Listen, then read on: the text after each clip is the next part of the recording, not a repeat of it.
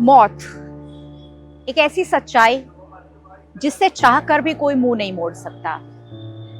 चाहे हमारा कितना ही प्रिय परिजन हो, लेकिन मौत होते ही उससे बिछड़ना ये दुनिया का एक नियम है, और ऐसा नियम है जिसे कोई नहीं तोड़ पाता।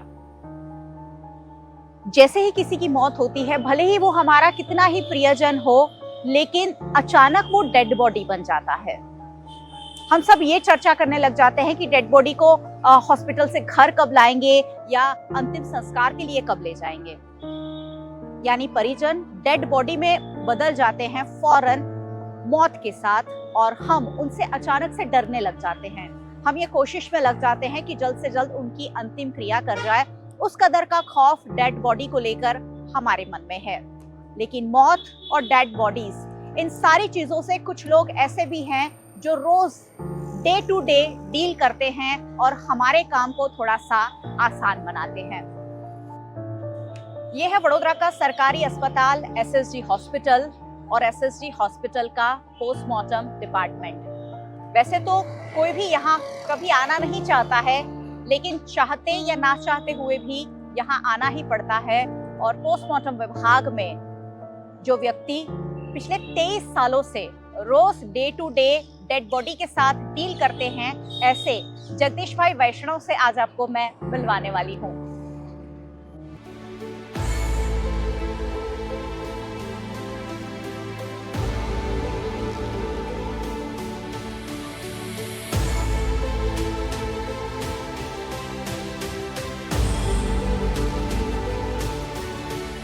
પોસ્ટમોર્ટમ વિભાગમાં હું 2001 થી અત્યાર સુધી હજુ કન્ટિન્યુ ચાલુ। સૌથી પહેલા પોસ્ટમોર્ટમમાં તો મને ખુદને બી ડર લાગે કે મુર્દા ઊભા થઈ જતા હશે, શું હશે, રાતના કેવું થતું હશે। મારી છોકરીનો છોકરો એક નાનો હતો જે મૃતદેહ આવેલો હતો, એ પણ નાની, એ સેમ ટુ સેમ જ હતો।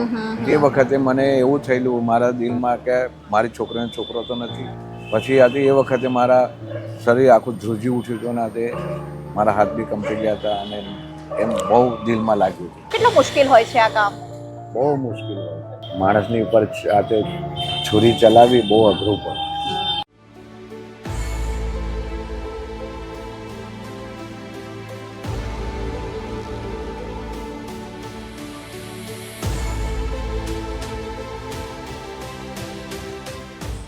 नमस्कार, मैं हूं मयूरिका और आप मेरे साथ देख रहे हैं VNM टीवी।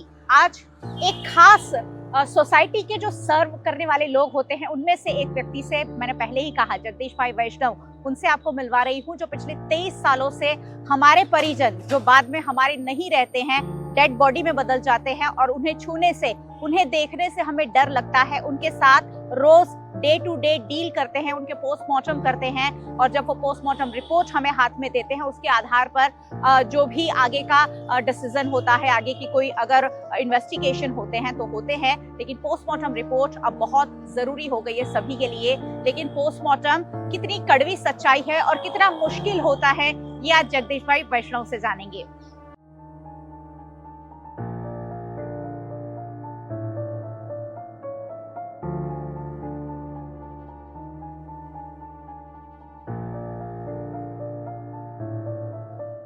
जगदीश भाई वैष्णव मेरे साथ है। કેટલી ઉંમર જગદીશ ભાઈ તમારી? મારી 60 વર્ષ। 60 વર્ષની ઉંમર, 60 સાલ की उम्र है। और પહેલી વાર એસએસજી માં ક્યારે આવવાનું થયું? શું કેટલા વર્ષના હતા ત્યારે ને કેટલા વર્ષ પહેલા આખી જર્ની શરૂ થઈ? મારી એસએસજી હોસ્પિટલમાં 90 ની સાલે જોઈન થઈ અને 30/6 હું નિવૃત્ત થયો। ત્યાર પછી નિવૃત્ત થયા પછી હું અહીંયા આગળ હજુ સેવાઓ આપી રહ્યા છો? સેવાઓ આપી રહ્યો છું અને પોસ્ટમોર્ટમ વિભાગમાં હું 2001 થી અત્યાર સુધી હજુ કન્ટિન્યુ ચાલુ। यानी करीब 24 साल हो गए और 24 साल से रोज day to day dead bodies के साथ डील करना होता है। जगदीश भाई, रोजाना कितनी डेड बॉडीज आती है? रोजाना कम से कम 7 आती है, 10 होती है, 15 होती है, 15 से ज्यादा भी हो जाती है। अच्छा, और क्या प्रोसीजर होता है डेड बॉडीज को पोस्टमार्टम करने का?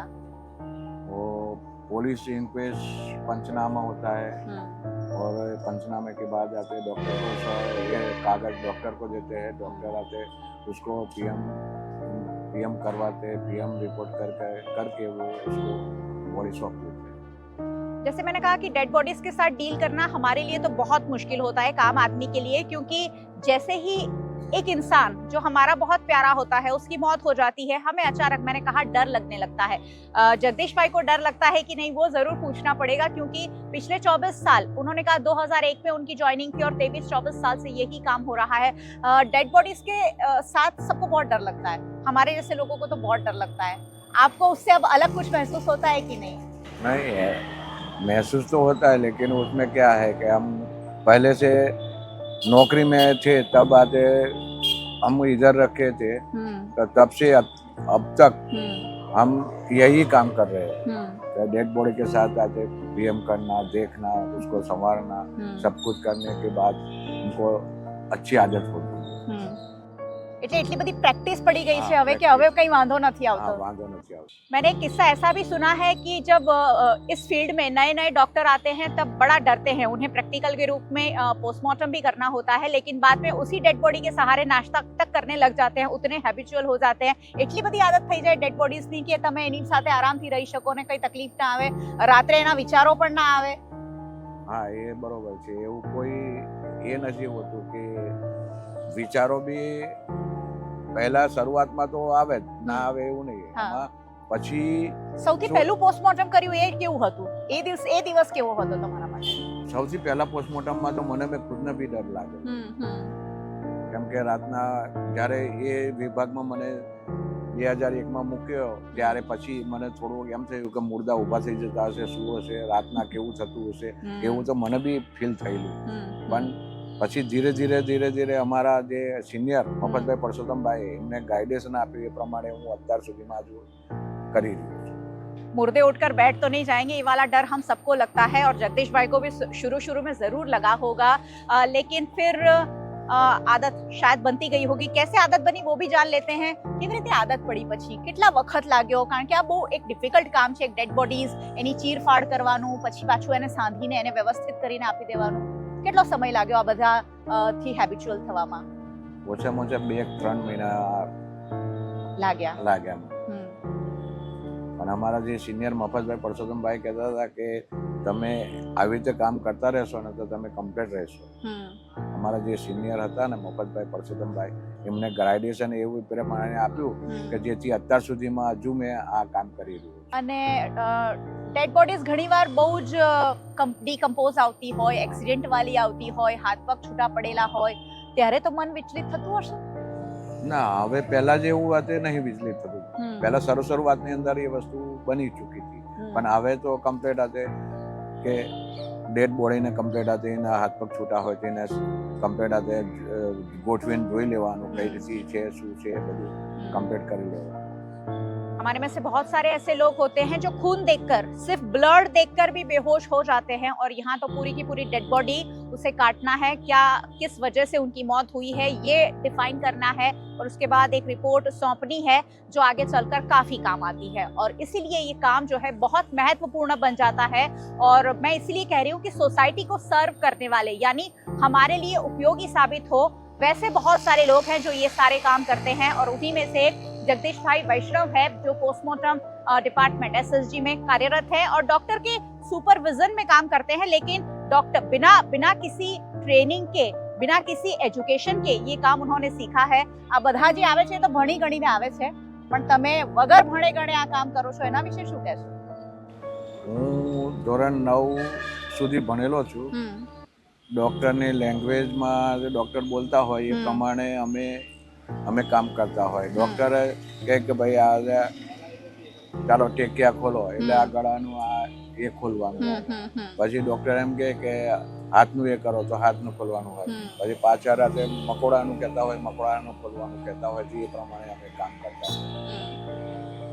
આ રીતના અમે કામ કરીએ છીએ, ડોક્ટરની સલાહ મુજબ જ અમે કામ કરતા હોય।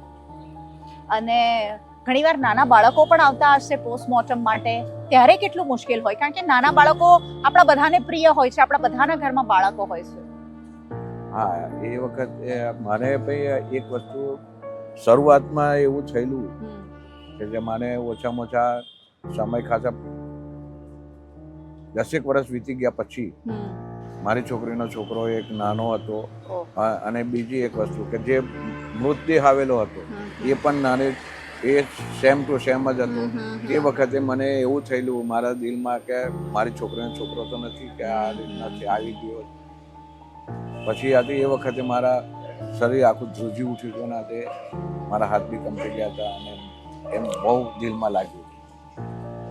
डेड बॉडीज के साथ कभी कभी अपने आप को भी रिलेट करना लाजमी है, क्योंकि अब सोचिए जब भी किसी की डेथ होती है और हम वहां जाते हैं, उनके अंतिम संस्कार में जाते हैं, एक दिल में एक मायूसी सी, एक वैराग्य सा आ जाता है, एक अनोखा बेचैनीपन और एक सन्नाटा सा हमारे दिल में छा जाता है कि कहीं हमारे प्रियजन की कभी इस तरह से मौत हुई तो क्या होगा।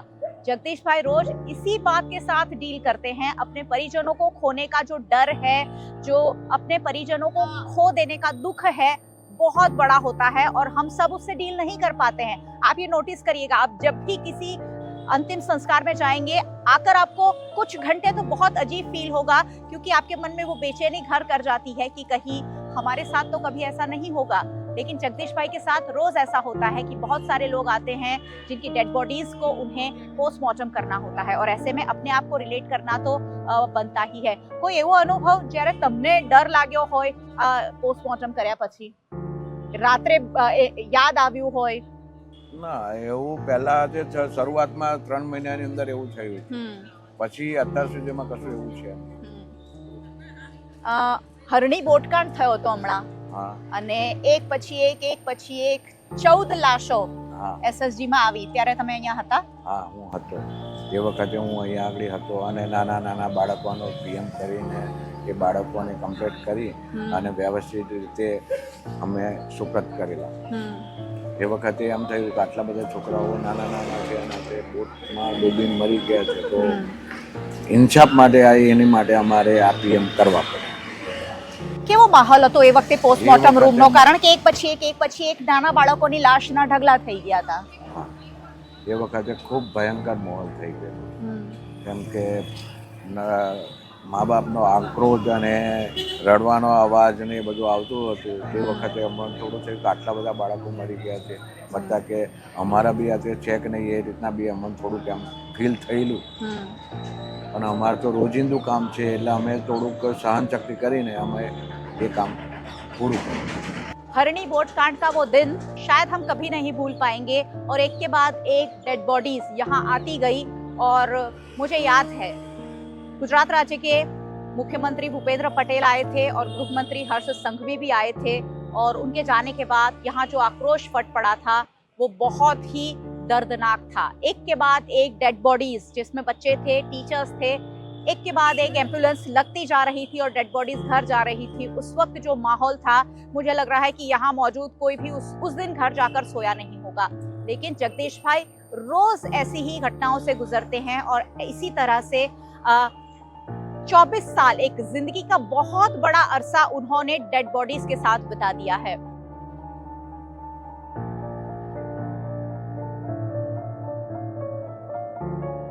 बातें एसएसजी हॉस्पिटल के पोस्टमार्टम डिपार्टमेंट में पिछले 23-24 साल से काम करने वाले जगदीश भाई वैष्णव से हो रही है, जो रोज पोस्टमार्टम करते हैं बहुत सारी डेड बॉडीज का। और हम ये जानने की कोशिश कर रहे हैं कि ये कितना मुश्किल होता है, क्योंकि हमारे लिए तो सोचना भी मुश्किल है, उनके लिए मुश्किल होता है कि नहीं। बहुत सारी बातें उन्होंने शेयर भी की कि पहले डर भी लगता था, लेकिन अब वो डर कहीं ना कहीं निकल गया है। लेकिन परिवार वालों ने ये जो उनका काम है उसे कैसे देखा, ये जरूर जानते हैं। जगदीश भाई, ઘરવાળાઓને જ્યારે ખબર પડી હશે કે તમે પોસ્ટમોર્ટમ ડિપાર્ટમેન્ટમાં રોજ કામ કરી રહ્યા છો, રોજ ડેડ બોડીઝ સાથે ડીલ કરી રહ્યા છો, મુર્દાઓ સાથે ડીલ કરી રહ્યા છો, ત્યારે એ લોકો કઈ કહે છે કે આ કેવું કામ છે? એમને ડર લાગે કે નહીં તમારાથી? શરૂઆતમાં તો ઘરવાળા એવું જ કહેતા હતા કે આ નોકરી છોડી દો, બીજી નોકરી લાગી જાઓ. પણ નોકરી હતી, નોકરી કહેવાય. અને બીજી એક વસ્તુ કે ગવર્મેન્ટનો જોબ હતો, એટલે અમે એ પ્રમાણે અહીંયા આગળ નોકરી કરવી જ પડી. અને અમારા જે સિનિયર સાહેબ હતા ને, એ સિનિયર સાહેબે કીધું કે ભાઈ આ રીતના અમારે તમારે કરવું જ પડશે, ચાલશે નહીં તો નોકરી થશે. એ રીતના અત્યાર સુધીમાં ચાલુ છું. અને પોસ્ટમોર્ટમ કર્યું છે. કેટલા લોકો છે ઘરમાં? ઘરમાં 2 બાબા છે અને 2 બેબી અને મારી મિસિસ. અચ્છા, બધા બાળકો મોટા છે? ભણાવી દીધા છે એમને? ના, 2 બેબીને પરણાવી દીધી છે, 2 બાબાને હજી પરણાવવાના બાકી છે. એટલે આ જોબ થી આખું પરિવાર આટલા વર્ષોથી આગળ ચાલી રહ્યું છે. ચાલી રહ્યું.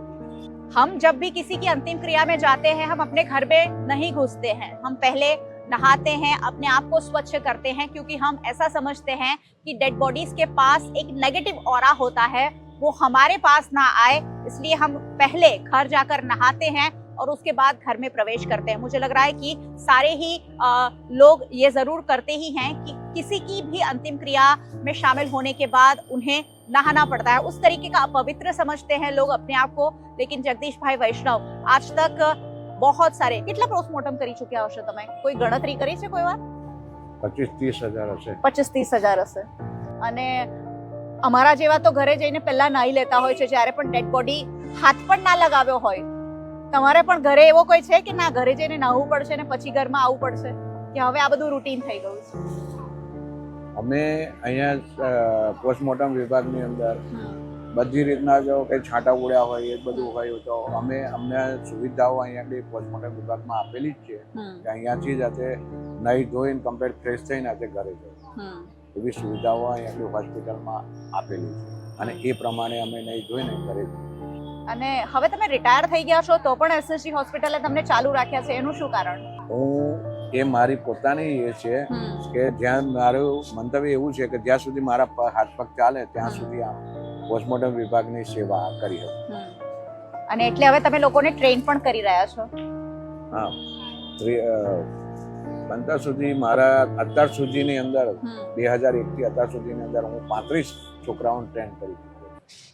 અચ્છા, એટલે તમારા પછી પણ આ સેવાઓ જે આમ તમારા જેમ જ ચાલુ રાખે એમ તમે ટ્રેનિંગ પણ આપી રહ્યા છો? ટ્રેનિંગ બી આપી રહ્યો છું. શું કહેશો, કેટલું મુશ્કેલ હોય છે આ કામ? બહુ મુશ્કેલ હોય છે. માણસની ઉપર સાથે છુરી ચલાવવી બહુ અઘરું પડે. એકવાર તો હાથ કાપી જતા હશે શરૂઆતમાં? શરૂઆતમાં થયેલું, હવે કશું નહીં. હવે જો ફટાક હવે એમાં એવું છે કે અમારે શું વાત પોસ્ટમોર્ટમ કરવાનું કે આનું મોત કઈ રીતે થયું છે, કયા રીઝનથી થયું છે, આ જાણવા માટે ડોક્ટરો શ્રી અમારા એ પ્રમાણે આજે અમને પોસ્ટમોર્ટમ ચોક્કસ મોતનું કારણ શું છે અને કોર્ટમાં બી પૂછાય છે કે આ ચોક્કસપણે કયા કારણો અને કયા રીઝનોસર મરી ગયો છે. એ રીતના ચાલે છે. किसी के शरीर पे छुरी चला देना, आप सोचिए कितना मुश्किल होगा. और जब आपको पता है कि वो व्यक्ति जिंदा ही नहीं है तो शायद थोड़ा सा और हाथ जरूर कांप जाता होगा. लेकिन अब यही प्रोफेशन है और यही सर्विस है जो समाज के लोगों को जगदीश भाई वैष्णव जैसे लोग दे रहे हैं. सेवा यज्ञ मैं इसे कहूंगी कि रोज रोज इसी सेवा यज्ञ के जरिए समाज की, सोसाइटी की सेवा की जा रही है. जगदीश भाई, છેલ્લે શું કહેવા માંગશો લોકોને? ઘણા લોકો આ બધા કામને નાના સમજતા હોય છે, પણ આ કામ કેટલું જરૂરી છે? આ કામ બહુ જ જરૂરી છે. કેમ કે અમુક એક્સિડન્ટમાં મરી ગયા હોય, અમુક થયેલા હોય, એમને પોતાનો સગાવાળાને કે ઇન્સાફ મળે એની માટે પોસ્ટમોર્ટમ વિભાગનું આ એ છે અને કોર્ટ બી માન્ય રાખે છે પોસ્ટમોર્ટમ વિભાગ. બરાબર, એટલે કોઈને LIC કરેલા હોય, કોઈને બધું એ કરેલું હોય એ પ્રમાણે એમને એના સગાવાલાને પૈસા ટકા મળી જાય એ માટે ચોક્કસ મોતનું કારણ આપવા માટે આ પોસ્ટમોર્ટમ વિભાગ. ઘણા લોકો પોસ્ટમોર્ટમ કરાવવા નથી ઈચ્છતા હોતા, એમને થાય કે ડેડ બોડીની ચીરફાડ ના કરવી જોઈએ, એ લોકો માટે કંઈ કહેશો? પોસ્ટમોર્ટમ તો કરાવવું જ જોઈએ, જરૂરી જ છે. કેમ કે પોસ્ટમોર્ટમ કરીએ ને તો જ આપણને ચોક્કસપણે મોતનું કારણ આપણે જાણી શકીએ. બરોબર, પોસ્ટમોર્ટમ નથી કરાવતા એમને ખબર શું પડે કયા હિસાબથી મરી ગયો છે, કયા બીમારીથી મરી ગયો છે, શું કર્યું છે, કઈ પોઈઝન પીધું છે, શું પીધું છે, શું કર્યું છે. એ પોલીસ ને અમે અને ડોક્ટર આ બધા ભેગા થઈને જ આજે પોસ્ટમોર્ટમ કરવાનું હોય, છતાં પણ આજે જો પોસ્ટમોર્ટમ ના કરાવવા ઈચ્છતા હોય એ લોકોને રીઝન જાણવા મળતું નથી. અને ઘણા લોકો એવું પણ વિચારે છે કે પોસ્ટમોર્ટમ કરતી વખતે અંગોની ચોરી, ઓર્ગનની ચોરી કરી લેવામાં આવે છે. એવા લોકોને શું સંદેશ આપશો? ઓર્ગનની ચોરી કોઈ પણ જાતની એક નાનામાં નાનું બી ઓર્ગન ચોરી ના થાય. ઓર્ગનની ચોરી કરવી એ મહાન ગુનો છે. बराबर ऑर्गन की चोरी ना थे कोई पण हिसाब. बहुत सारे लोग ऐसा सोचते हैं कि पोस्टमार्टम इसलिए नहीं करवाना चाहिए क्योंकि वहाँ ऑर्गन चोरी कर लिए जाते हैं, लेकिन मैं आपको एक बात बता दूं कि कोई भी ऑर्गन, डेड बॉडी, जब कोई व्यक्ति मर जाता है तो ऑर्गन बहुत वक्त तक काम नहीं करता है, और अगर काम करता है तो उसे फौरन उस कोई ऐसी बैंक में पहुंचाना पड़ता है या ऐसे व्यक्ति के पास जो जरूरतमंद है वहाँ सेफ एनवायरनमेंट में पहुंचा देना पड़ता है, और अगर वो वहां नहीं पहुंचाया तो वो ऑर्गन काम का नहीं रहता है. ऐसे में अगर ये डर लगता है कि पोस्टमार्टम कराते वक्त ऑर्गन की चोरी हो जाएगी तो शायद उस डर से तो पोस्टमार्टम नहीं कराना लाजमी नहीं है. और आज एक सेवा यज्ञ मैंने आप तक पहुंचाया है VNM टीवी के जरिए कि आखिरकार कैसे कैसे लोग इस समाज को किस किस तरह से सर्व करते हैं, सेवा करते हैं और समाज को सुचारू रूप से आगे बढ़ाते हैं. पोस्टमार्टम की रिपोर्ट के आधार पर बहुत सारे मामलों को सुलझते हुए हमने देखा है, और इसलिए पोस्टमार्टम भी बहुत जरूरी है, और पोस्टमार्टम करने वाले जगदीश भाई जैसे कर्मचारी भी उतने ही जरूरी है.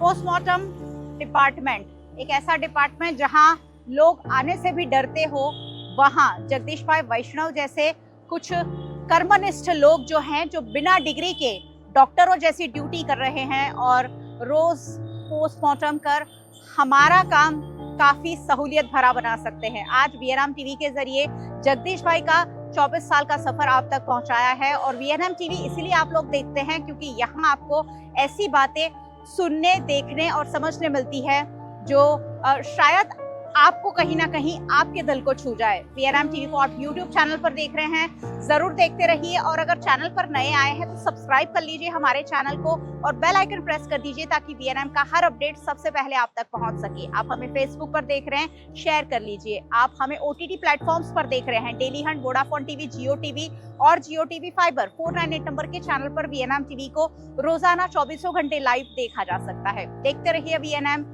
जुड़े रहिए VNM के साथ. नमस्कार. Himanshu Sales Corporation, your trusted destination for top quality consumer electronics since 1994. TV showroom से शुरुआत करने के बाद अब गुजरात के अलग अलग शहरों में हिमांशु सेल्स के electronic super stores, TV, washing machine, fridge, water purifier, vacuum cleaner, water cooler, mixer, OTG और वाटर हीटर, डिफरेंट और अपडेटेड टेक्नोलॉजी के इलेक्ट्रॉनिक अप्लायंसेस हिमांशु सेल्स में अवेलेबल. इस दिवाली अपने घर को नए इलेक्ट्रॉनिक अप्लायंसेस से सजाने विजिट करें Himanshu sales corporation. Himanshu sales corporation, G2 silver plaza, old Padra road, Vadodara, Gujarat.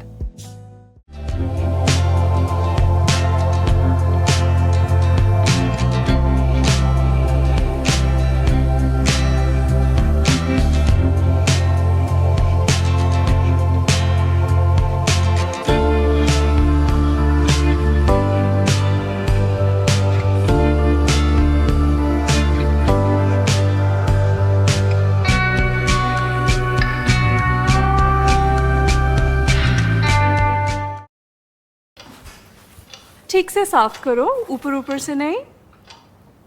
VLDC मतलब बोरिंग लुकिंग. इसको साफ करके क्या फायदा? इतनी बेइज्जती. Switch to RR signature designer BLDC fans, जो बोरिंग लुकिंग नहीं, वेरी स्टाइलिश लुकिंग है. RR सिग्नेचर फैंस, आपके काम की बात. Every new year we take a new year resolution. New year resolution का मतलब होता है upgrading your life, which means upgrading your lifestyle and upgrading your living space. And that is why the best choice is Trilogy by Courtyard.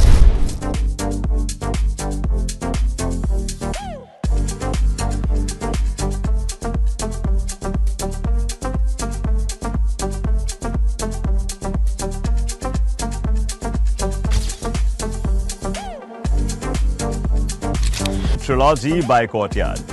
Finest architecture, world-class amenities, and a great space to live. Come check it out.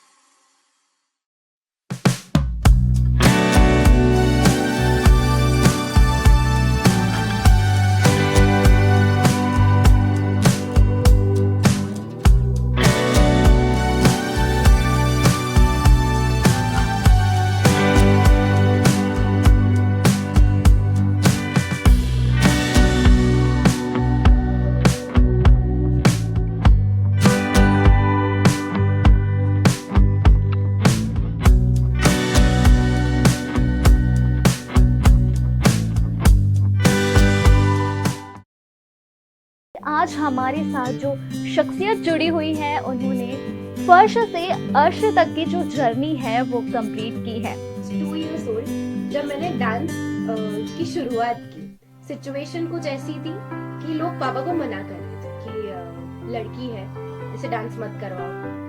पापा की job भी चली गई थी इस चक्कर में। पूरे इंडिया के टॉप 16 में I was selected in boogie woogie kids championship जो सोनी टीवी पे आता था। मुझे टेक्निकल क्या होते हैं, क्या सारी चीजें होती है, ये कुछ नॉलेज नहीं था। बस मैं एक वो वंडरलैंड में बच्ची आती है वैसे सब एंजॉय कर रही थी। और फिर बस 2-3 महीने में I got selected in India's got talent. हर सपने को अपनी सांसों में रखो, हर मंजिल को अपनी बाहों में रखो। हर चीज तुम्हारी है, बस अपने लक्ष्य को अपनी निगाहों में रखो। नमस्कार, मैं सुहाली जैन और आप देख रहे हैं VNM टीवी पर बिहाइंड द इन्फ्लुएंसर। आज आप सोच रहे होंगे आज हम इस शो में लक्ष्य जोश जुनून की बातें क्यों कर रहे हैं।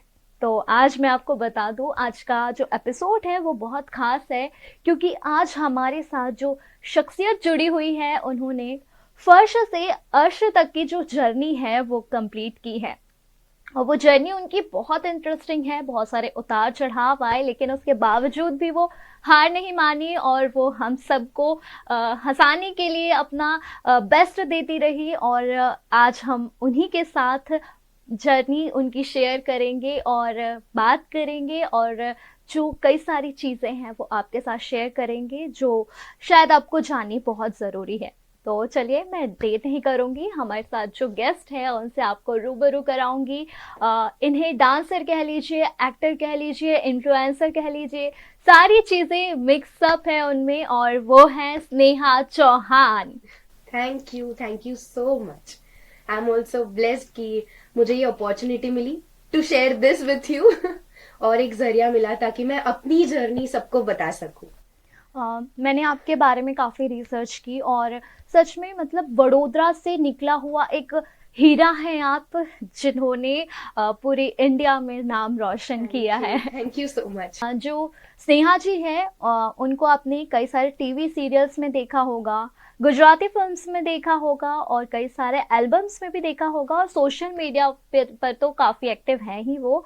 ये अभी तक अगर अपन हिंदी सीरियल्स की बात करें तो ससुराल सिमर का, सावी की सवारी ऐसे सीरियल्स में आ चुकी है और जो उनकी आगे की जर्नी है हम उन्हीं से पूछेंगे और वो शायद मुझसे ज़्यादा अच्छे से आपको बता सकें। स्नेहा जी, आपकी जो जर्नी थी, आप बचपन से ही काफ़ी पॉपुलर रही हैं वडोदरा में और हमारे भारत देश में, तो कहाँ से आपने स्टार्ट की थी अपनी जर्नी?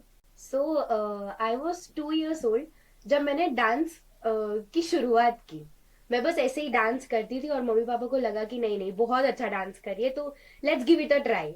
तो मुझे डांस क्लास भेजा, मैं अच्छा डांस करने लगी और फिर धीरे धीरे यहाँ की जितनी कॉम्पिटिशन्स होती थी, वडोदरा में आई गेस ऐसे कोई भी कोरियोग्राफर नहीं होंगे जिनके पास मैंने ट्रेनिंग नहीं ली होगी। सो बचपन से ही मम्मी को डांस पसंद है, पापा को पसंद है, तो वो उन दोनों का मुझ में आया। फिर करते रहे। At some point of time situation कुछ ऐसी थी कि लोग पापा को मना कर रहे थे कि लड़की है, इसे डांस मत करवाओ, पढ़ाओ लिखाओ और शादी करके भेज दो। I guess there was a moment कि मतलब पापा जॉब से आके तुरंत हम लोगों को ले जाते थे। He didn't even rest for any time ऐसा। और मम्मी भी she literally travelled many kilometres सिर्फ डांस के लिए। और बस तब छोटी थी तो एक सपना था कि बस एक बार टीवी पे आना है, ताकि ये जितने लोग जो मेरे पापा को बोल रहे हैं कि मत कराओ उनको एक कुछ तो उन्हें मिले अच्छा सा जवाब। पापा की जॉब भी चली गई थी इस चक्कर में। बट यस 2011-12 में आई गॉट दैट अपॉर्चुनिटी और पूरे इंडिया के टॉप 16 में I was selected in boogie woogie kids championship जो सोनी टीवी पे आता था। पहली बार मुंबई गई थी। फैमिली में से कुछ ये बैकग्राउंड नहीं था, ना डांस ना नथिंग इन दिस फील्ड, पर वो पहली बार मुंबई जाना, सब एक्सपीरियंस करना, होटल पहली बार देखनी, वो खाना जो नॉर्मली हम यहाँ नहीं कर पाते थे, वो पहली बार ये सब देखना, तो वो बहुत अच्छा मेरे लिए एक एक अपॉर्चुनिटी रही जाने की। वहाँ जाके I was trained by Deepak Rajput sir, जो प्रिंस गुप्ता के भी सर है। उन्होंने बहुत सारे खूंखार डांसर्स को डांस सिखाया है, ट्रेनिंग दी है, ट्रेनिंग हाँ। दी है उन्होंने। तो दीपक सर के थ्रू मैं वहां पहुंची। वहां जाने के बाद मुझे उतना नॉलेज नहीं था जितना बाकी 15 कंटेस्टेंट को था। वहां जाके ऐसा होता था कि हम टॉप 16 कंटेस्टेंट खड़े हैं और वहां कोरियोग्राफर्स आके बोलते थे कि आप में से इतने कितने हैं जिन्होंने पहले एक्सपीरियंस किया हुआ है। तो 16 में से 15 उधर चले जाते थे और मैं आप अकेली अकेले रह बच जाती जाते थी। थे। मुझे टेक्निकल्स क्या होते हैं, क्या सारी चीजें होती है, ये कुछ नॉलेज नहीं था। बस मैं एक वो वंडरलैंड में बच्ची आती है वैसे सब एंजॉय कर रही थी। 5 डांसेस वहां पे हुए, मैं एलिमिनेट हुई। फिर वो आई वॉज 11 ईयर्स ओल्ड जब not only in Vadodara but all over India मेरे पोस्टर्स लगे थे। तब पहली बार ऐसा था कि जितने हमारे वडोदरा के भी न्यूज चैनल्स है वो सब लोग एक दिन मेरे घर पे आ गए थे। मैं और मम्मी वहां मुंबई थे और पापा का इंटरव्यू ले रहे थे, लेकिन हम सब इतने शाई थे कि अच्छा, उस टाइम पे बहुत पॉपुलर था बुगी बुगी बुगी, वुगी बहुत ज्यादा बच्चों popular से था। लेके बड़ों तक हर कोई हाँ। देखता था। जब मेरी मम्मी अपने टीनेज एज में थी तब से बुगी वुगी है आई गेस, उस तब मतलब उतने पहले से। एंड मम्मी का सपना था कि मुझे एक बार बुगी वुगी में जाना है, तो वो सपना मैंने पूरा किया। ये था, तो मम्मी पापा बहुत ज्यादा खुश थे। बुगी वुगी से एलिमिनेट हुई और फिर बस 2-3 महीने में ही I got selected in India's got talent season 7। तो वहां पे भी बहुत अच्छा एक्सपीरियंस रहा। मलाइका मैम ने मेरे साथ डांस किया, भारती ने मेरे साथ डांस किया। तो ये सब जो मोमेंट्स है वो बहुत ज्यादा स्पेशल थे। पर फिर कहीं ना कहीं डांस की कंपटीशन भी उतनी ही बढ़ने लगी। And so that was the right moment जब सब लोगों ने वहां पे मेरे पापा को सजेस्ट किया। हम डांस ट्रेनिंग के लिए वडोदरा से मुंबई जाते थे, सुबह 6 बजे बैठ के 12 बजे या 10 बजे वहां पे पहुंच के रिहर्सल करो, फिर वापस रात को निकलो। We didn't had any place to stay in Mumbai. तो काफी मतलब ऐसा भी टाइम गया है 1-2 बार कि मेरा भाई, छोटा भाई, he is also an actor, he is also a dancer, और वो और पापा स्टेशन पे रहे। ये भी सिचुएशन थी आपके लिए। हाँ, क्योंकि घर नहीं होता था। हाँ, तो हम एवरी वीकेंड या फिर एवरी वेकेशन जैसे ही टाइम मिले हम तुरंत मुंबई चले जाते थे। पर वहां पे जाके सिर्फ सैटरडे संडे ये ही क्लासेस होते हैं, तो बाकी के दिन हम क्या करें। So that was the moment कि सब लोगों ने सजेस्ट किया कि ना पापा को बोला कि आपके बच्चों के ना एक्सप्रेशंस बहुत अच्छे हैं, तो अब उन्हें एक्टिंग सिखाओ। पर एज यू नो मतलब उतना जल्दी कोई हेल्प नहीं करता मुंबई में, नेवर। तो हमने धीरे धीरे सब जगह जाके देखते थे कि ऑडिशंस कैसे देते हैं, हमें प्रोफाइल तक देनी नहीं आती थी। पर फिर करते करते पहला जो काम था एक्टिंग का कह सकते हैं, वो मेरे भाई को मिला। ही वॉज वेरी, वो चुलबुला एक बोलते हैं ना कि जहां भी जाए ना अपना मतलब बना ही लेता है क्रिश, वैसा है। तो बस ऑडिशन देते देते फिर उसने एक एपिसोडिक्स जो आते हैं नॉर्मली सावधान इंडिया या ये हाँ। सब, तो वो उसने किया। और फिर मेरा भी मन जगा। आई वॉज वेरी शाई। मैं I was a kind of person की ना 1000 लोगों के सामने डांस करवा लो वो मैं कर लूंगी, पर एक Acting. कैमरा के सामने मैं एक्टिंग नहीं कर पाऊंगी।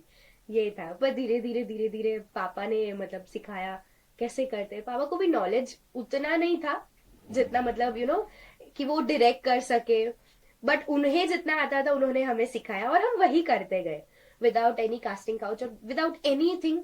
आज मैं और क्रिश हम दोनों इस लेवल पे हैं। तो बस बैक टू बैक मुझे फिर धीरे धीरे काम मिलते गए। ससुराल सिमर का जो था वो मेरा सबसे बड़ा ब्रेक था, क्योंकि वो बहुत ज्यादा फेमस शो रहा है। बहुत ज्यादा। हाँ। मैंने भी देखा है वो शो। तो मैंने जितने भी शोज किए आई वुड से कि ना बहुत जो एक्सट्रीम ऑलरेडी पॉपुलर है उसमें मुझे एक पार्ट मिला है। तो I am very blessed and grateful कि उन बड़े बड़े आर्टिस्ट के साथ बहुत सीखने को बहुत कुछ मिलता है। बट तब वो एज ऐसी थी ना कि अच्छा डायलॉग मिला है, ओके लर्न करके बोल दो बस। फिर जैसे जैसे नहीं होते होंगे। हाँ, मतलब वैसे मैं I was also I guess 15 और 16 at that time.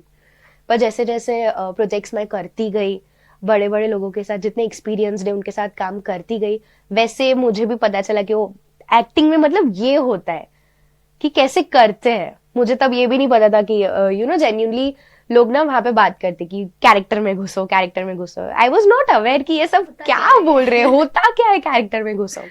But I did a show जो कलर्स गुजराती पे आता था, लक्ष्मी सदैव मंगलम।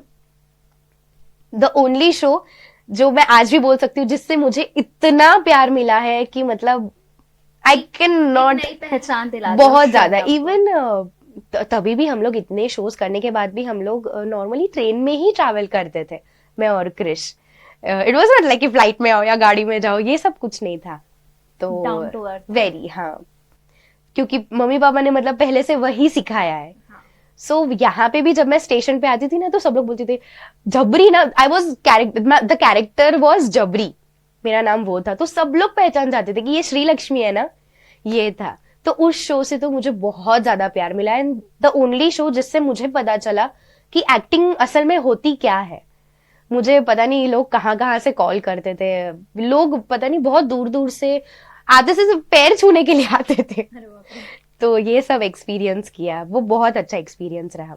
फिर I did a movie with Malhar Thakar, an incredible actor, to be very honest. वो जैसे है ऑफ स्क्रीन जैसे है वैसे ही ऑन स्क्रीन है, उनके साथ एक्सपीरियंस बहुत ज्यादा अमेजिंग रहा।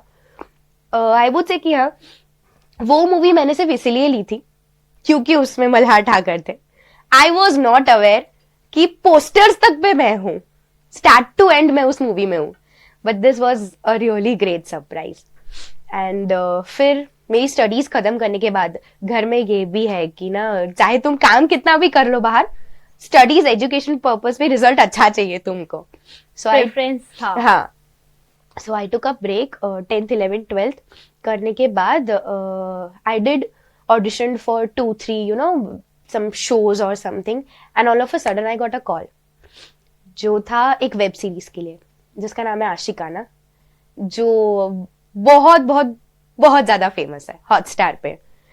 तो ये कह सकते हैं कि मतलब एक नॉर्मल लड़की वडोदरा की हॉटस्टार वेब सीरीज पे जाना बहुत बड़ी बात मेरे लिए तो मतलब वो बहुत एक्सट्रीम वाली बात है, क्योंकि मेरा हमेशा से बस इतना सपना था कि बस एक बार कहीं ना कहीं आ जाए। पहले जब हम ऑडिशन देते थे तो ये था कि भाई साइड रोल भी मिल जाएगा तो भी चलेगा, और वहां से फिर एक यू नो पैरेलल लीड करना was a big thing for me. तो आशिकाना मैंने किया, जिसकी 4 सीजन आ गई है, with very brilliant actor, with a very great producer. मेरे साथ हमेशा ऐसा हुआ है कि जिन लोगों के साथ मैं ना कभी देखती हूँ ना कि यार मुझे एक बार इससे मिलना है, and cut to I have worked with them. मतलब आप सोचते हो और आपका सपना पूरा हो जाता है, टचवुड हो जाता है। घूमती है। सो जितने जितने लोग यू नो ऐसा कभी होता है कि यार मैं इसके साथ ना एक बार फोटो खिंचवाऊंगी, और कुछ ऐसा होता है कि वो मेरी किसी शो में मम्मी बन जाती है, बहन बन जाती है, ये सब होता है।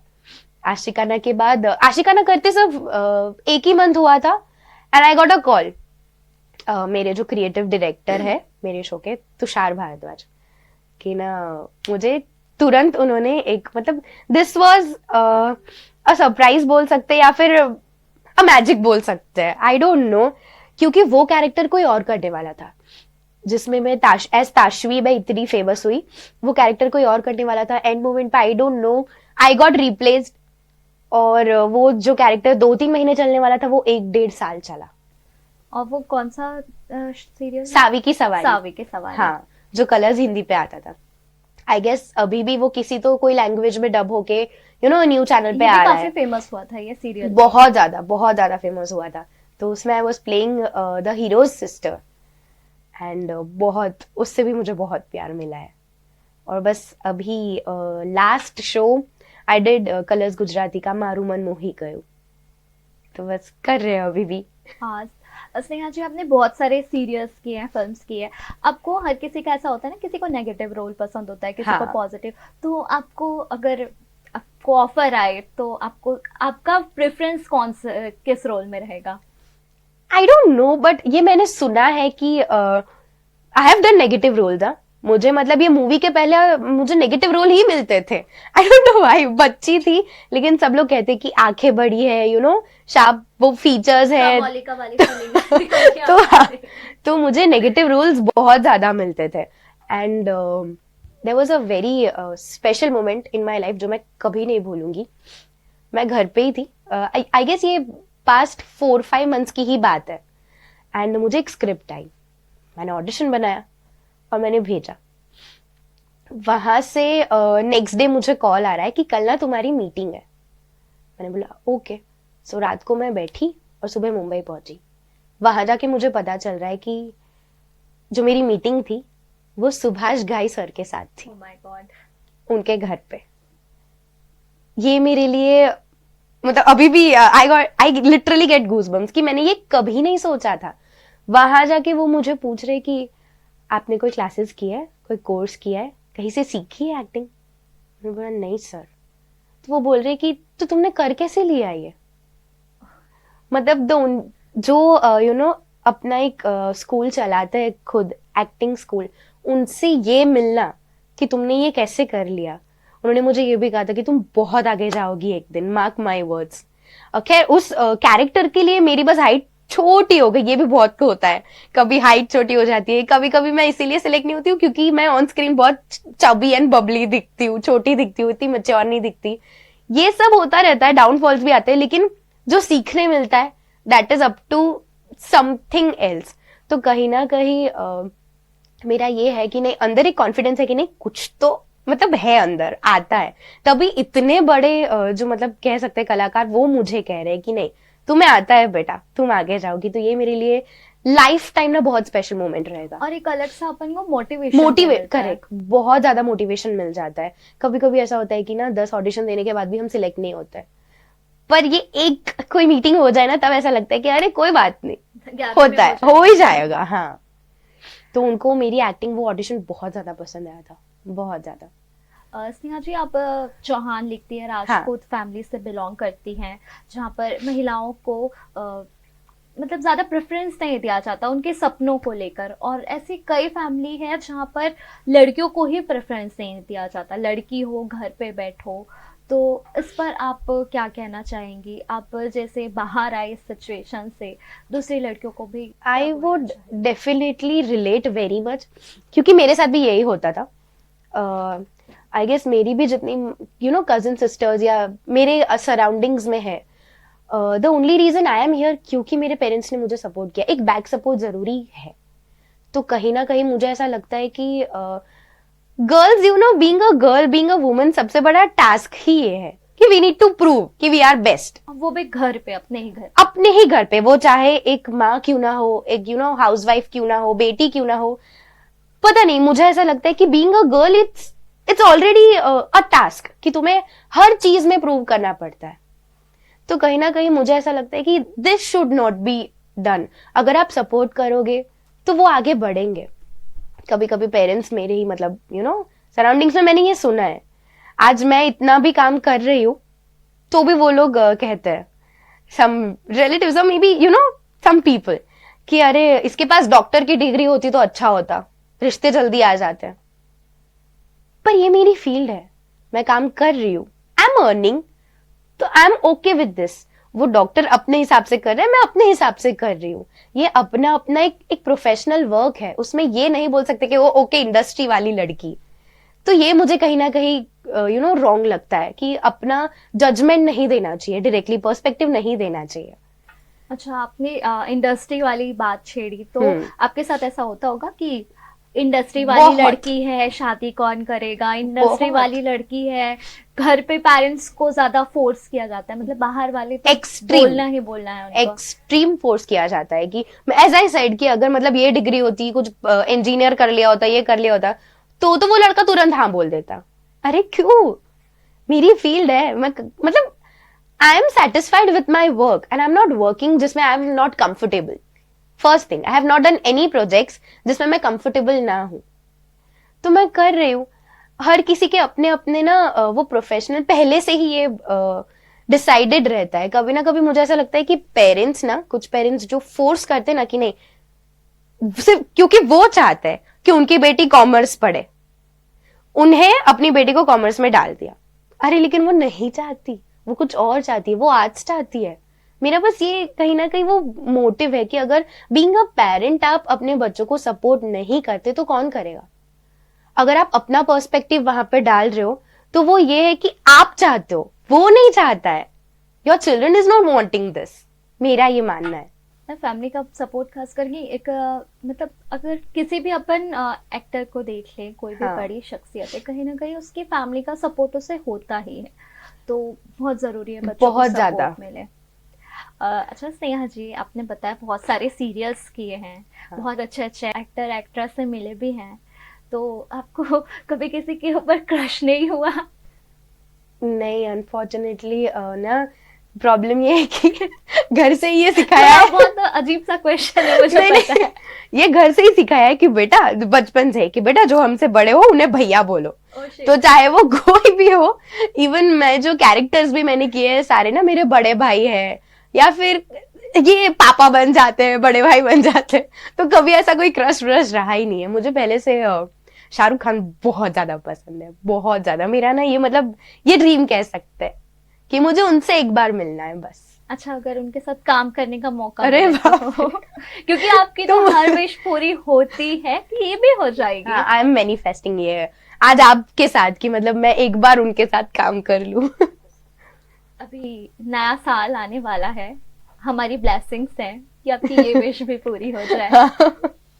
अच्छा स्नेहा जी, आप इंडस्ट्री में रही हैं, काम किया है, तो मी टू कैंपेन है, जैसे बहुत सारी अफवाहें हैं इंडस्ट्री के बारे में कि लड़कियों को बहुत फोर्स किया जाता है कि आप ये करो वो करो, उन्हें झांसा दिया जाता है कि सीरियल में यस। हाँ, इस पर क्या मतलब आपका एक्सपीरियंस कैसा रहा? See to be very honest, I won't say कि ऐसा नहीं होता, होता है, डेफिनेटली होता है। अगर मुंबई में हम जाते तो कहीं ना कहीं 30% तो ऐसे लोग मिल ही जाते जो कि मतलब you be here, you come at my place, ताकि हम कुछ डिस्कस कर सके, शो में डिस्कस कर सके। But touch wood, I am blessed कि मेरे मम्मी पापा हमेशा मेरे साथ रहे, कि मैं कभी इस झमेले में नहीं पड़ी हूँ, नेवर।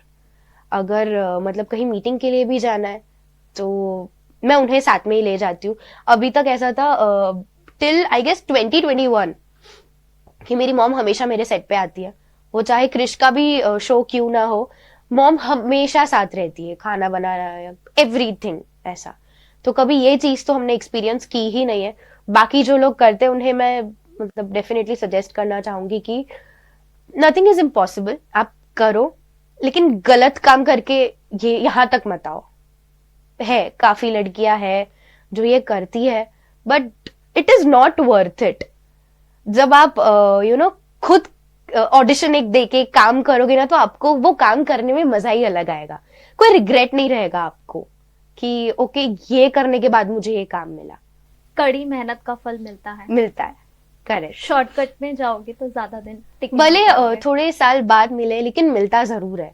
ऑल्सो क्रिश ना मुझसे, मैं और क्रिश हम दोनों आई गेस 4 या 5 साल हम अलग रहे। मैं अपने मम्मी से उतना दूर रही हूँ क्योंकि क्रिश के ना बैक टू बैक 3-4 शोज रहे। तो फॉर 3 years ही वॉज इन उमरगांव, मम्मी उसके साथ रही है। फिर ही वेंट टू जयपुर, तो कहीं ना कहीं हम दोनों को भी ना उतना टाइम नहीं मिला कनेक्ट करने का। कभी कभी तो ऐसा भी हुआ है कि जब I was doing the Lakshmi वाला शो, जब हम मठ में रहते थे, एक ही घर में रह के for I guess 4 to 5 months मैं और क्रिश मिले ही नहीं है, एक घर में रहकर भी, क्योंकि वो सुबह शूट पे चला जाता है, जब वो आता है तब मैं, मतलब जब वो सो जाते तब मैं आती हूँ। तो कहीं ना कहीं ये डिस्टेंस हमारा जरूर रहा है। मैं हमेशा पापा के साथ रही हूँ और क्रिश हमेशा मम्मी के साथ रहा है। तो आपका सबसे ज्यादा अटैचमेंट किससे है घर पे? अटैचमेंट ऐसा होता है ना कि बोलते हैं कि माँ बेस्ट फ्रेंड होती है एक लड़की की, पर लेकिन जिनके भाई होते हैं तो भाई बहनों का भी बाउंड बहुत अच्छा होता है। पता नहीं, मतलब टिल नाउ तो ऐसे एज सच मेरा कोई बेस्ट फ्रेंड रहा नहीं है। उसके भी कई रीजंस है कि ना स्कूल में जब हमेशा हम शूट पे जाते थे, जब छोटी थी, तो 2-3 महीने के लिए कहीं जा रही हूँ, ये शोज आपका बहुत अलग होता होगा ना। आई वॉज 11 अच्छा, जब। ऐसा कभी एटीट्यूड नहीं आया जैसे क्लास में बैठे हो, मैं तुझसे बात नहीं करूंगी, मैं टीवी पे आती नहीं, हूँ? कभी नहीं आया, क्योंकि मैं as I said, mummy papa कभी ऐसे रखते ही नहीं थे कि तुम स्टार हो, नेवर। वो आज भी हम आज की डेट में भी ट्रेन से ही ट्रैवल करते हैं। पापा ने कभी ये वाली फीलिंग हमें सिखाई नहीं कि तुम स्टार हो। B normal, B gentle. और जितने भी हम बड़े एक्टर्स से मिले हैं, जितने मेरे को स्टार्स हैं, मैंने उन सबसे सीखा है कि जितना तुम डाउन टू अर्थ रहोगे उतना ही तुम्हें लोग जानेंगे। मतलब ये सीखती आई हूँ, देखती हूँ कि वो इतना बड़ा बड़ा काम करने के बाद भी अगर वो इतने नॉर्मल है तो अभी तो मैंने कुछ नहीं किया है। सही क्या? बात है। तो ऐसा आप कह सकते हैं कि हमेशा जब भी आप किसी के भी साथ नई जर्नी स्टार्ट करती है, नया शो करती हैं, तो आप उनसे ज्यादा सीखती हैं। बहुत। आई एम वेरी गुड ऑब्जर्वेटिव, तो मुझे लोगों को ऑब्जर्व करना बहुत ज्यादा अच्छा लगता है कि वो किस तरह से रहते हैं, किस तरह से बात करते हैं। सावी की सवारी में I had the senior actor Indira Krishnan ma'am, जिन्होंने बहुत सारे, कृष्णाबेन खाखरावाला, तेरे नाम में भी वो है, अभी एनिमल में है, अभी उन्होंने रणबीर कपूर के साथ एक मूवी वो करने वाले। तो वो जब इतने बड़े होके मुझे हर छोटी छोटी चीज में हेल्प करते कि नहीं बेटा तू ऐसे कर सकती है, तू ये डायलॉग ऐसे बोल सकती है। They were literally involved so much. तो मैं उनसे सीखती हूँ कि ओके वो कैसे रहते हैं। वो इवन स्पॉट दादा से हर रोज अगर वो कुछ घर से भी लाते तो उन्हें पहले ऑफर करते हैं। तो ये सब चीजें ना कि सिर्फ उन लोगों की वो कैसे रहते हैं, कैसी कार में, कैसा मेकअप है, इसके अलावा वो कैसे नॉर्मली रहते हैं, that also matters a lot. अच्छा, ये भी बहुत अच्छी चीज है, क्योंकि जो इंसान होता है उसकी फितरत होती है वो नेगेटिव चीज पहले जल्दी हाँ, सीखता है। True. तो लेकिन आप पॉजिटिव चीज देखती हैं, ये बहुत हाँ. बड़ी बात है। शायद यही चीजें छोटी छोटी जो आपको इस मुकाम तक ले जाती हैं। अच्छा, स्नेहा चौहान एक्टर नहीं होती, डांसर नहीं होती, तो क्या होती? तो मुझे लगता है मैं डॉक्टर होती। अच्छा, हाँ, मैं जब भी हम ऐसे कुछ भी बातें करते हैं आप डॉक्टर शब्द हाँ, जरूर यूज करते हैं। तो डॉक्टर के साथ ये है कि ना मेरे दादाजी, ही इज नॉट एनीमोर, उनका सपना था कि ना तू एक दिन डॉक्टर बन। तो and I was very studious, मैं बहुत ज्यादा सिंसियर थी। I was the first bencher हमेशा, मतलब बैक टू बैक ऐसा रहा है कि भले मैं स्कूल में उतना नहीं रहती पर आई एम द मॉनिटर, कुछ भी हो जाए। तो स्कूल में मेरा ये छोटा पैकेट बड़ा धमाका वाला, ये स्नेहा ऐसी थी। तो तब से मुझे ऐसा है कि नहीं मैं डॉक्टर बनती। और बचपन में जब सिर्फ एक वो बोलते ना कि लाइकिंग, तो तब मेरा ये था कि मैं ना एक एयर होस्टेस बनूंगी, ओनली बिकॉज वो लिपस्टिक करते थे। पता नहीं क्यों, पर बचपन से ही ऐसा सब थोड़ा चेंज होता रहता था, या फिर एक टीचर। पर अभी सपना है डॉक्टर का, मतलब आपने जवाब दिया। अब तो मतलब खैर अब डॉक्टर नहीं बन सकती मैं। अच्छा स्नेहा जी, ऐसा बोलते हैं कि हर जीत के पीछे एक जो स्वाद है, हार का स्वाद भी होता है। तो वो मोमेंट कौन सा था जब आपको बहुत पछतावा हुआ हो कि मैं इसमें क्यों नहीं हूँ? आपने अपना बेस्ट दिया हो लेकिन तो भी आप सेलेक्ट ना हो पाई हो। आई गेस ऐसा तो बहुत बार हुआ है। मतलब अगर 50% मेरा सक्सेस है तो 50% फेलियर भी रहा है, इक्वल ही रहा है। क्योंकि मैंने एक्सपीरियंस किया है कि एंड तक जाके इंडियाज गॉट टैलेंट में मेरा सिलेक्शन ना होना, literally the end moment, even in auditions की, मतलब सब कुछ फाइनल हो गया, everything, I am on the shoot location, यहाँ से उतने दूर, फिर भी वहां जाके शूट नहीं हुआ है।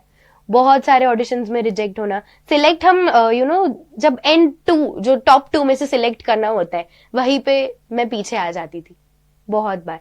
बूगी वूगी करने के बाद तो मेरा ये था कि अब मैं जिंदगी में कभी डांस करूंगी ही नहीं, इतना पहली बार रोई थी मैं। तो आज भी कभी कभी होता है कि ऑडिशन में नहीं होती सिलेक्ट। पहले ऐसा होता था कि नहीं हो रही, जाओ नहीं करना काम। पर मेरे पापा हमेशा एक 2 लाइन कहा करते थे कि लहरों से डर कर नौका पार नहीं होती, कोशिश करने वालों की कभी हार नहीं होती। तो ये हमेशा हम फॉलो करते आ रहे, मैं और मेरा भाई दोनों, और बस कर रहे। पहले ऐसा होता था कि अब नहीं करना, पर जैसे जैसे मिलते गए काम, आई बिलीव कि जो हो रहा है अच्छे के लिए हो रहा है। नहीं हुई सिलेक्ट, कोई बात नहीं, आगे एक बड़ा शो मिलेगा, आगे बड़ा शो वेट कर रहा है। तो I have genuinely changed as a person. Sneha ji, आपने अभी डांस छोड़ दिया? नहीं, कंप्लीटली नहीं छोड़ा, पर डांस करने का खैर मुझे उतना टाइम नहीं मिलता है। पहले हर रोज जैसे डांस क्लासेस जाती थी, अब 2-2 साल तक मैं मुंबई होती हूँ। आप रहती कहाँ है? वडोदरा में रहना होता है? वडोदरा, मुंबई कंटिन्यू ये सब होता है। अगर कोई रियलिटी शो, कोई मतलब कंटिन्यूटी शो मिल गया, डेली सोप, तो वहाँ हर रोज शूट होता है। तो फिर तो आपका फ्लैट वगैरह है? हाँ, वहां पे वी हैव नॉट परचेज, लेकिन पापा हमेशा मतलब यही करते कि जहाँ पे सेट हो वहां से बीच में थोड़े डिस्टेंस पे हम रह लेते हैं रेंट पे। तो मैं और क्रिश वहीं पे जाते हैं।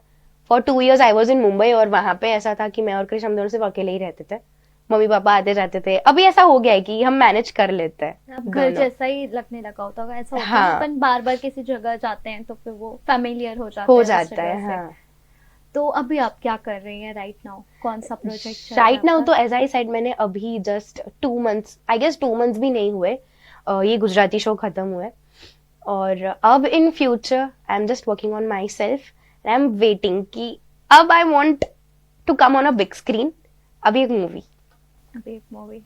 अब बहुत हो गया छोटी मोटी छोटा मोटा तो नहीं, छोटा मोटा मैं कभी नहीं बोलूंगी, बट मैंने सब एक्सपीरियंस कर लिए। मैंने एड्स की एक्सपीरियंस, मैंने प्रिंट शूट्स किए एक्सपीरियंस, डेली सोप किए, वेब शोज किए, मूवी की। लेकिन मूवी में तब आई was a you know kid, जो मेरी उनके साथ मूवी थी मल्हार जी के साथ।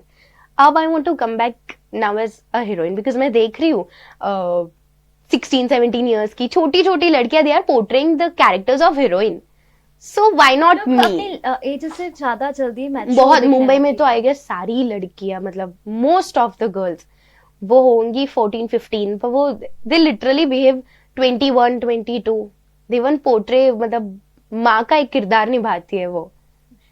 जब मैं, हाँ, तो मुझे कहीं ना कहीं लगता है कि व्हाई नॉट मी? मैं कहाँ लैग कर रही हूँ इस टर्म पे कि वो एक्सपीरियंस करना चाहिए मुझे। आपने कभी थिएटर में ट्राई नहीं किया, मतलब आपको शौक हुआ कभी थिएटर करने का? क्योंकि हर एक्टर जो होता है उसे थिएटर का अलग ही शौक होता है। हाँ। किसी के लिए तो थिएटर नशा जैसा होता है। तो आपने ट्राई नहीं किया? आई डोंट नो, मुझे कभी ये मौका ही नहीं मिला मतलब थिएटर करने का, क्योंकि जब से इंडस्ट्री में आई हूँ कंटिन्यू एक के बाद एक यू नो वो शोज मिलते गए, तो मुझे कभी वो चांस नहीं मिला कि मैं थिएटर में जाऊँ। वो एक चैलेंज भी है थिएटर करना बहुत ज्यादा। हाँ, लाइव परफॉर्मेंस देनी पड़ती है वहाँ पे। I do have you know connections, as I said, Lakshmi Sadaiv Mangalam में जो मेरे एक्टर्स थे जितने भी, वो सारे थिएटर एक्टर्स थे, एवरीवन। और उन्हीं से मैंने सीखा कि कैरेक्टर में कैसे जाना है, क्या करते हैं, कैमरा को पहले पैर छूते हैं, डायरेक्टर को पैर छूते हैं, मेकअप जो करते हैं उन्हें पैर छूते हैं, बिकॉज ये सब जब है तभी हम यू नो ऑन स्क्रीन इतने अच्छे लगते हैं। तो डेफिनेटली थिएटर आर्टिस्ट जितने हैं, इट्स अ बिग सल्यूट, क्योंकि वो जो कर सकते हैं उतना जल्दी मैं तो नहीं कर सकती। तो आपको मौका मिले तो आप डेफिनेटली मैं तो करना चाहूंगी, वेदर इट इज हिंदी और एल्स गुजराती, मैं करना चाहूंगी। स्नेहा जी, बहुत अच्छा लगा आपसे बात करके। आपकी जर्नी भी काफ़ी इंटरेस्टिंग रही है और आई विश कि आपकी जो फिल्म में जाने की ड्रीम है आपका, वो ज़रूर पूरा हो और बहुत जल्द पूरा हो। स्नेहा जी, आप अपने फैंस जो हैं आपके, उनको क्या मैसेज देना चाहेंगी? फैंस को सबसे पहले बहुत सारे लोग आपका वेट कर रहे होंगे स्क्रीन में आने का। हाँ, सबसे पहले नहीं, आई वुड लिटरली थैंक कि मतलब अगर मैं कभी इनएक्टिव भी होती हूँ तो they have a huge support. जब मुझे कोविड भी हुआ था तभी भी मेरे फैंस कंटिन्यूसली यू नो मुझे मोटिवेट कर रहे थे। I have messages right now कि सब लोगों ने मुझे पर्सनली मैसेज किया था। कहीं ना कहीं वो जो फैंस जो आपके होते हैं ना, उनसे ही आपको ज्यादा मोटिवेशन मिलता है कि नहीं अब और कुछ करते हैं, अब और कुछ करते हैं। सो मेरे सारे फैंस को मैं थैंक यू कहना चाहूंगी, and also keep wait and watch, I will come back soon. तो स्नेहा जी का कई लोग इंतजार कर रहे होंगे कि स्नेहा जी अब कौन सी सीरीज में आएंगी, कौन सी वेब सीरीज में आएंगी, तो बहुत जल्दी वो आएंगी। तरफ से भी काफी प्रयास कर रही हैं और स्नेहा जी आप फिल्मों में आए, हमारी ओर से बहुत सारी शुभकामनाएं कि नए साल पर आपका ड्रीम पूरा हो। और ये थी स्नेहा जी, जिनका सफ़र बहुत ही अच्छा रहा है। कई सारे चैलेंजेस भी आए हैं, लेकिन जो उनके पेरेंटिंग थी, कहीं ना कहीं उनके सक्सेस में उनके जो फादर हैं, मदर हैं, उनका बहुत बड़ा रोल रहा है। और रहना भी चाहिए, क्योंकि जो बच्चे होते हैं उन्हें सपोर्ट की बहुत ज़रूरत होती है, और जब वो सपोर्ट उनके माता पिता से मिलता है तो कॉन्फिडेंस बहुत ज़्यादा हाई हो जाता है। फिर दुनिया की कोई ताकत उसे सक्सेस होने से नहीं रोक सकती।